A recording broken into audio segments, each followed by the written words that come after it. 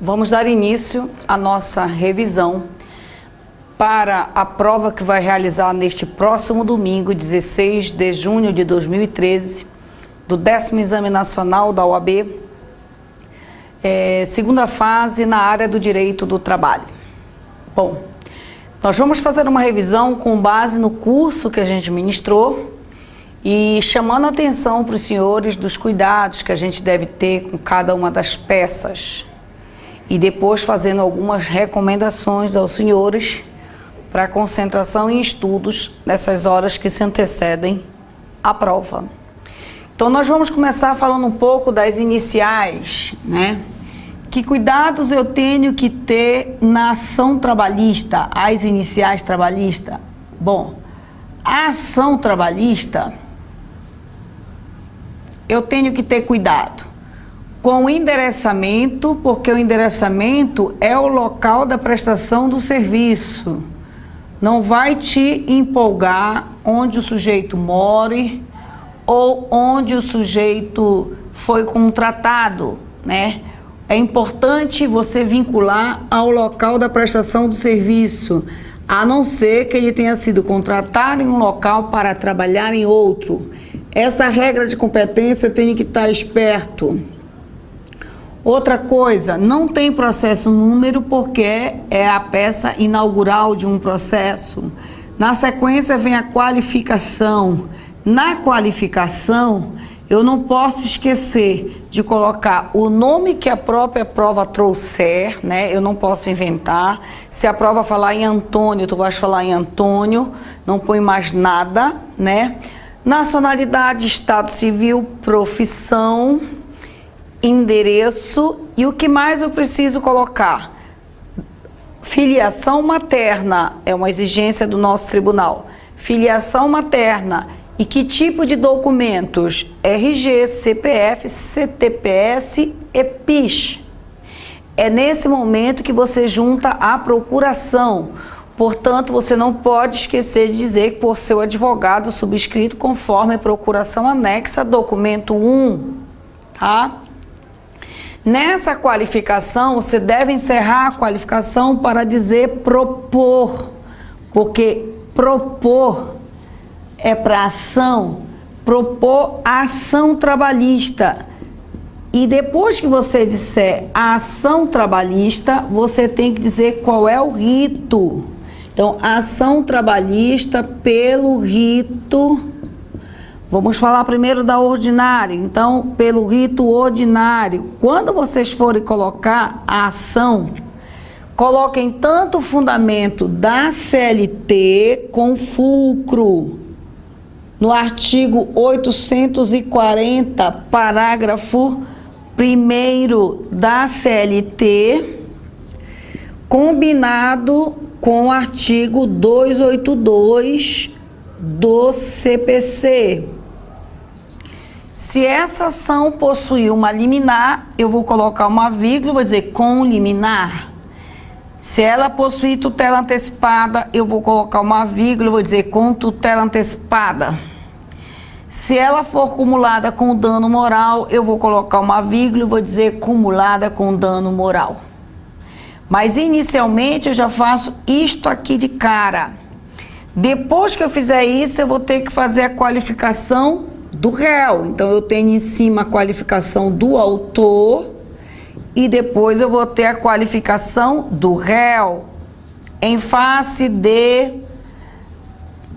Na qualificação do réu, cuidado com aquelas situações de terceirização, porque se for terceirização, em verdade você vai ter que ter dois réus, em face da empresa terceirizada e subsidiariamente em face da empresa tomadora. Se for sucessão trabalhista, demande direto em face da empresa que sucedeu, aquela que comprou ou como a empresa ficou, né? Não pode mais falar da empresa sucedida. Se for subempreitada, você não precisa demandar em face do subempreiteiro. pode demandar direta em face do empreiteiro principal. E grupo econômico você pode demandar em face de qualquer uma, porque a responsabilidade aí é solidária. Depois que você fizer isso aqui, você vai ter que falar dos fatos. Quando você falar dos fatos, não percam muito espaço na prova. O fato tem que ser diminuto, é sem explicações, porque depois você vai ter oportunidade de fazer as explicações. Então, no fato, o que é importante você seguir nesse fato? Siga a fórmula. Lembra da nossa fórmula? A fórmula é, primeiro eu falo da admissão,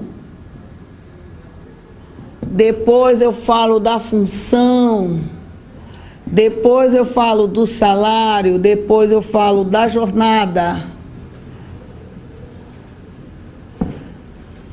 depois eu falo da extinção. E se tiver dano, eu falo do dano por último, então e outros. Não é para dizer, explicar, resumo de fatos, você não pode perder mais que 5, 6 linhas da prova, hein? É bem resumido mesmo, é só para, na realidade, colocar ali o que tu tens que enfrentar para frente. Não te esquece que tu já fizeste uma dissecação desse problema antes de começar a escrever.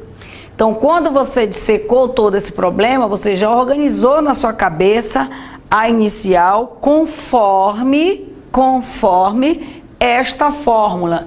Depois que você fizer dos fatos, aí você vai falar do direito.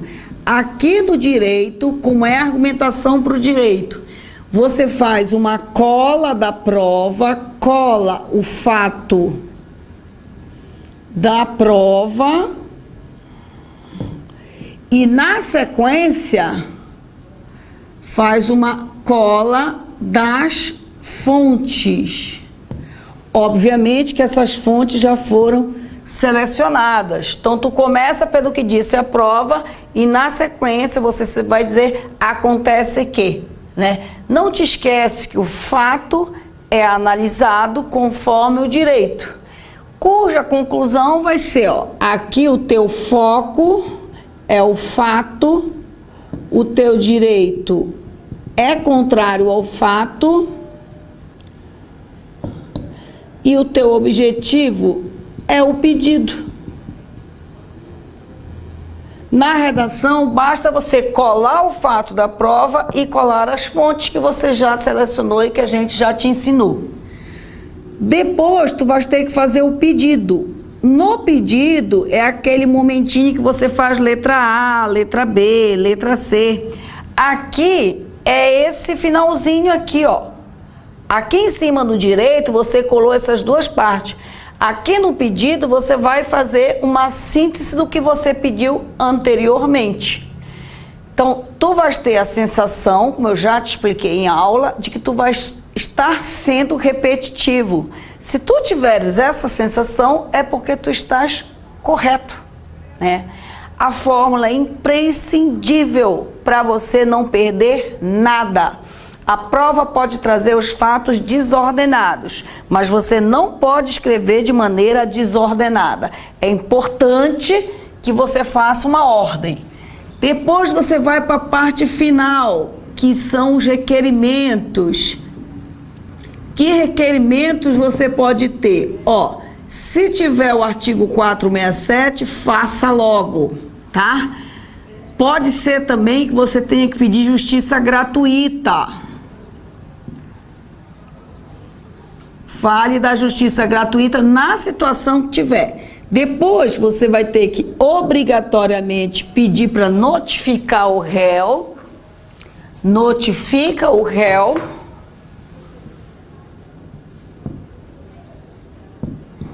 Depois que notificar o réu, protesta por provas.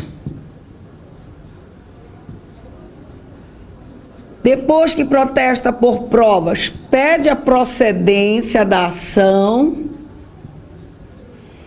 Depois que vai falar da procedência da ação, fala do valor à causa